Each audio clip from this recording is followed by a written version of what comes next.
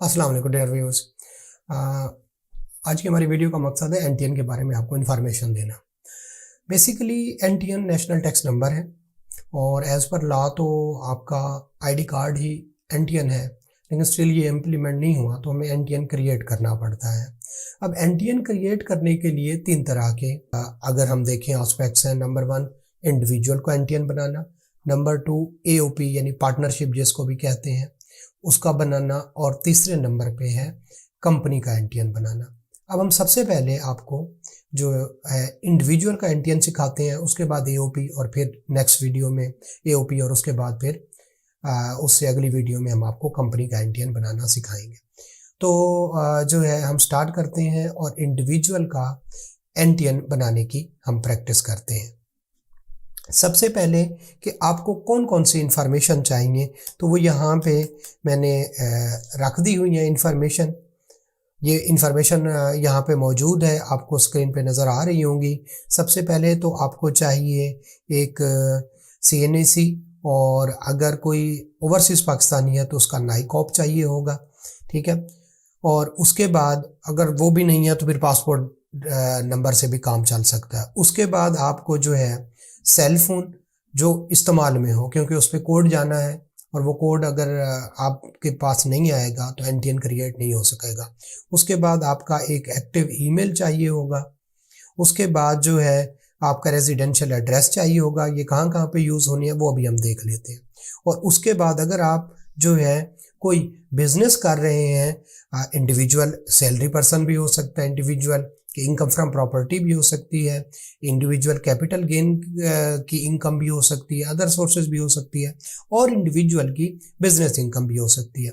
लेकिन अगर उसकी बिजनेस इनकम है तो फिर उसके बिजनेस का नेम और उसके बिजनेस का एड्रेस भी चाहिए होगा।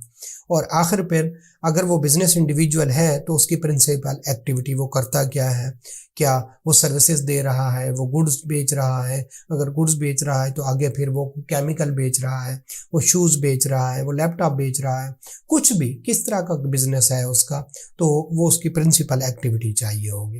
लीजिए हम स्टार्ट करते हैं और हम देखते हैं कि एनटीएन हमने कैसे बनाना है। तो सबसे पहले आपने जाना है, ये मेरे पास तो मौजूद है लिंक, लेकिन आपने किस पे जाना है, iris.fbr.gov.pk, iris.fbr.gov.pk, ये आपने एड्रेस लिखना है।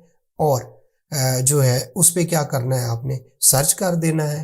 पहली जो ओपन होगी वो ये देखिए iris.fbr.gov.pk, आपने वहाँ से क्या करना है, ओपन कर लेना है। ये जब ओपन हो जाएगा तो आपने क्या करना है जनाब, ये देखिए ये आपके पास आयरिस की स्क्रीन खुल गई। इसमें इधर आ रहा है एफबीआर आयरिस, एक नया एक्सपीरियंस है। नया एक्सपीरियंस इस वजह से कि 2012-13 से पहले एक होता था सिस्टम प्राल, उस पे हम काम करते थे, अब आयरिस पे। तो अब यहाँ से आपने जाना है न्यू रजिस्ट्रेशन पे। न्यू रजिस्ट्रेशन पे क्लिक करें तो ये आपके सामने विंडो ओपन हो जाएगी। अब इसके लिए जो जो इन्फॉर्मेशन चाहिए वो है, यहाँ पे सीएनएसी दिया गया है, सीएनएसी दिया गया है। इस पे आप बगैर डैशेस के अपना सीएनएसी ऐड करेंगे। उसके बाद ये देखें आप मिस्टर हैं, मिसेस हैं, मिस हैं, और डॉक्टर के लिए उन्होंने अलहदा से दे दिया है। तो डॉक्टर के लिए ये मैं कहता हूँ मिस्टर, मेरा नाम है सजाद अहमद, तो मैं सजाद यहाँ पे लिखता हूँ। फर्स्ट नेम, मिडल नेम मेरा यहाँ पे कोई नहीं है रजिस्टर्ड। वैसे तो मेरा नाम सजाद अहमद मलिक है, लेकिन रजिस्टर्ड नाम मेरा सजाद अहमद ही है। ये सजाद अहमद आ गया। आपके कौन सा मोबाइल नंबर है, तो वो मैं मोबाइल नंबर यहाँ पे ऐड करता हूँ, ठीक है। और सेल नंबर यूज़ करना है। सेल नंबर कैसे यूज़ करना है, आप 0092 से करेंगे। उसके बाद जीरो के बगैर अपना, जैसे मेरा 0309 से स्टार्ट होता है तो मैं पे 309 यहाँ पे ऐड करूँगा। उसके मोबाइल नंबर भी जो एक्टिव हो, एक तो आपके नाम पे हो, दूसरा एक्टिव हो, क्योंकि अभी इसी मोबाइल नंबर पे और ईमेल पे कोड जाना है। और जो है वो कोड अगर आप यहाँ पे प्रोवाइड नहीं करेंगे तो आपका एनटीएन नहीं बन सकेगा। अब आपको यहाँ पे टाइप मतलब आपकी एग्रीकल्चर प्रॉपर्टी है जो आपका एड्रेस है, ठीक है। तो यूजुअली क्या होता है, रेजिडेंशियल होती है, हम अपने घर का एड्रेस देते हैं। अगर आपने ऑफिस का देना है तो फिर आपको कमर्शियल प्रॉपर्टी, और अगर आपके कहीं इंडस्ट्रियल एरिया में है तो आप वहाँ पे आप कॉलेज का देखते हैं तो कॉलेज का, स्कूल का एड्रेस देने लगे हैं तो एजुकेशनल प्रॉपर्टी, इस तरह से आपका हॉस्पिटल है तो हेल्थ प्रॉपर्टी वगैरह वगैरह।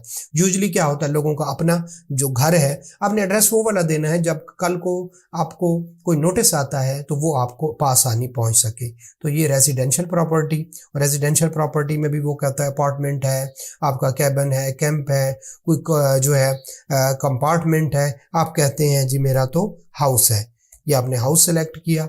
और इधर मेजरमेंट आप मरले में देना चाहें, स्क्वायर फीट में, उस प्रॉपर्टी जिसका एड्रेस देने लगे हैं उसकी बात हो रही है, तो हम यूजुअली इसको अदर कर लेते हैं ताकि स्पेसिफाई एरिया देना चाहे आपकी मर्जी है, ना देना चाहे तो भी आपकी मर्जी है। यूनिट नंबर, कम्प्लेक्स और ये एरिया लोकेलिटी, आपने अपने टोटल एड्रेस को 3 हिस्सों में काटना है। कुछ यहाँ पे यूनिट नंबर में पेस्ट कर देना है, कुछ ये कम्प्लेक्स और स्ट्रीट में पेस्ट कर देना है। इसके लिए कोई नहीं है कि आपका यूनिट नंबर हो लाजमी, बस आपने जो अपने घर का कंप्लीट एड्रेस है उसको 3 हिस्सों में तोड़ना है।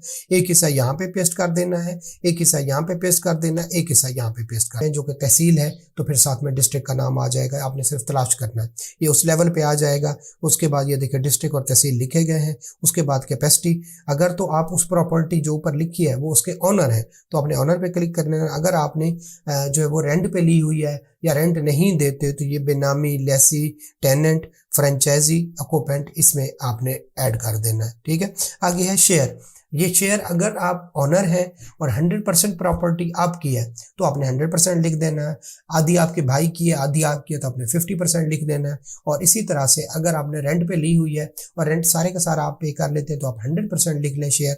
और अगर आप जो है शेयर रेंट है तो आपने यहाँ पे 50% लिखना है। ये सारा कुछ करने के बाद यहाँ पे ये जो कैप्चा होता है, ये वाला जिसको मैं मूव कर रहा हूँ, ये आपने यहाँ पे एंटर करना है। ये देखिए आप सबमिट करेंगे, जैसे ही आप सबमिट करेंगे एक कोड आपके मोबाइल नंबर पे चला जाएगा, एक कोड आपके ईमेल पे चला जाएगा। इसके बिल्कुल नीचे 2 बॉक्स ओपन होंगे, उन बॉक्सेस में आपने ईमेल वाला और मोबाइल नंबर वाला कोड डालना है। ईमेल वाला ईमेल वाली जगह पे, मोबाइल वाला मोबाइल पर जहाँ पे सबमिट करेंगे तो आपका एनटीएन क्रिएट हो जाएगा। अब एनटीएन जो है आपको मोबाइल नंबर पे आएगा, वो उसमें आपका आईडी कार्ड लिखा होगा, वो आप उसमें आपका जो है पासवर्ड लिखा होगा और उसमें पिन कोड लिखा होगा। वो एनटीएन, वो पासवर्ड, वो पिन कोड कहाँ पे इस्तेमाल होता है मैं आपको फर्दर बताता हूँ। अगर आपको, ठीक है, उससे पहले एक बात बता दो, अगर आपको मोबाइल ईमेल पे तो लाजमी कोड चला जाता है अगर ईमेल एक्टिव है। बाज़ दफ़ा मोबाइल पे नहीं जा रहा होता तो मोबाइल पे जाके MSG लिखें, MSG लिखें, ठीक है, और उसको 9966 पे भेज देंगे तो अगर आपका कोड नहीं आ रहा तो वो आपको कोड आ जाएगा। जैसे ही वो कोड आ जाएगा आपने यहाँ पे नीचे दो जगह बनी हुई हैं, वहाँ पे आपने कोड एंटर करना है। कोड एंटर करने के बाद आपको ईमेल पे जो है और मोबाइल नंबर दोनों पे आपको एक तो पासवर्ड आ जाएगा, दूसरा आपका आईडी कार्ड नंबर लिखा होगा, तीसरा एक पिन कोड लिखा होगा। वो चीज़ें आपने कहाँ यूज़ करनी है वो मैं आपको आगे बताता हूँ, ठीक है। तो आपका एनटीएन बन जाएगा। अब आप